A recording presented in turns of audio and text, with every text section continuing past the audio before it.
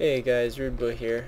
So for today's tutorial, I'm going to be showing you my hidden door that I briefly showed in another video.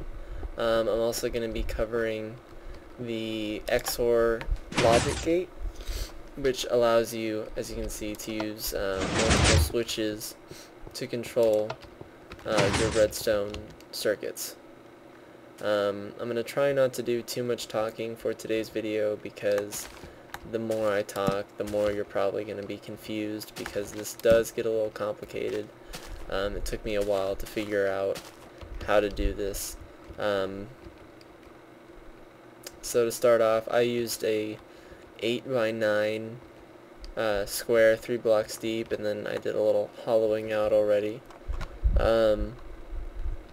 Also, these switches, you can move them around however you want.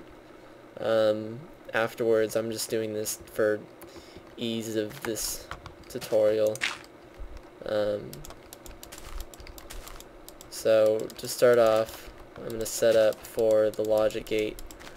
I do that first because I like to work from input to output, so there we go. Start your logic gate, make a T, and put 2 torches here, 2 torches there, and another torch there. Redstone, redstone, redstone, redstone. Another 2 blocks, torch, torch, redstone, redstone, redstone in the middle. And that is the XOR gate. And I'll briefly, just really quickly show you how it works. Turn it on, it's on. Turn it off, it's off. Turn it on here. Turn it off here. It's pretty handy. I like it. Alright, now on to the gate design. I'm going to build it over here. I'll hide it later, but this is just so you can see how it works. So try and follow along.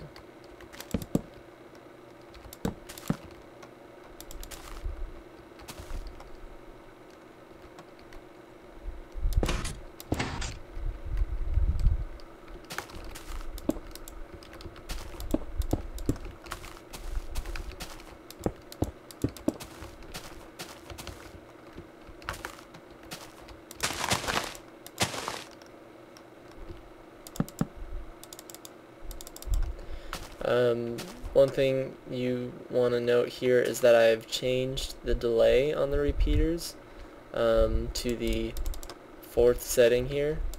The reason why is because these pistons are going to be moving in a specific sequence.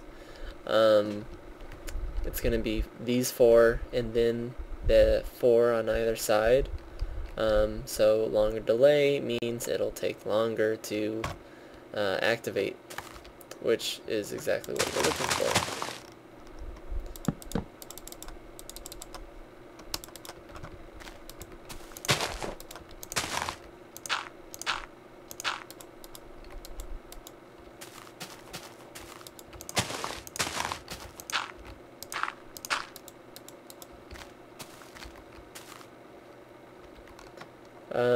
Another thing you want to note is that I have inverted the signal here. I'm going to be doing that for all of these, and the reason why is just it makes it easier all around to power things when you use torches underneath them and stuff. So I'll just, good to be consistent. Also, handy thing about repeaters, or not gates, is that they extend your signal range. So as you can see, those are all extended. Last thing to do is the top portion.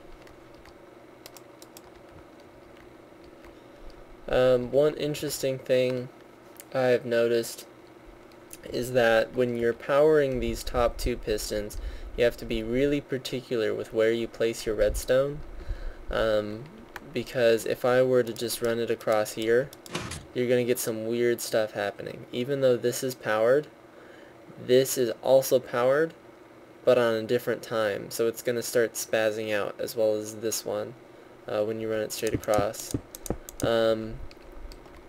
So also if you run it back here, you're going to get the same issue. So I like to run it one more back. That way it's not influencing any of the other pistons. And then I throw repeater on either side. And this is just to make sure that the signal can travel far enough. And then you find where the pistons are, make a little square like that, and of course it's not going to work. Let's see. There it goes. Okay, just had to be reset. Of course, now I start lagging out.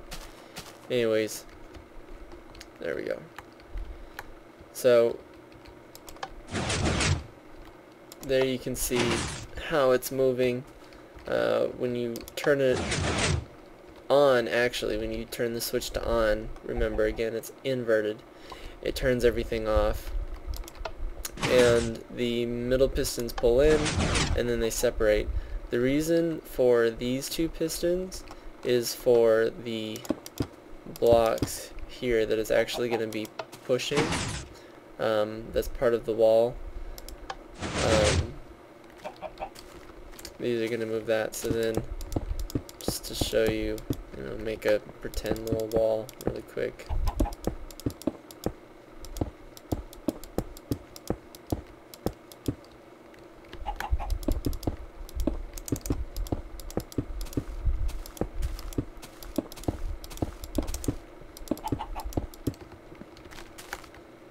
The switch, and it extends, completely seamless, and it retracts, and there you go, you've got a nice little tunnel. So you can either get rid of this entirely and just use one switch on the outside,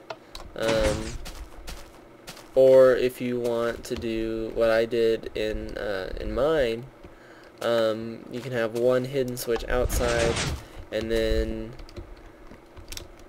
take the switch and put it on the other side here of your room or whatever, and then you can get into it. I believe this will also work with obsidian if you want to make it more secure. You can do all sorts of cool stuff with hidden pistons. It's just, your wiring may get a little complicated. But yeah, so that's it for today. That is the hidden door. It took me quite a while to figure out. Hopefully you could follow this video. I know I didn't really explain much, but the wiring's not the complex part, it's more just the structure of everything. So yeah, there's that. Thanks for watching.